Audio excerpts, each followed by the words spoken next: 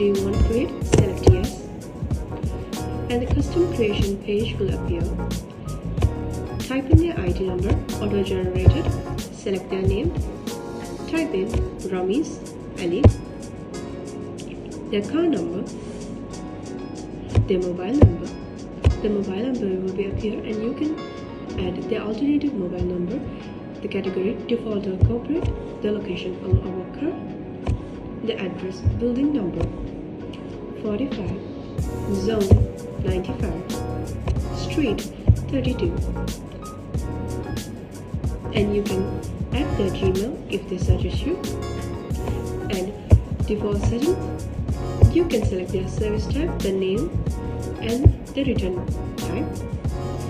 Then product price contribute setting, you can select the color, blue, tag, and starch. It's for then save in the customer's details, and it's successfully saved.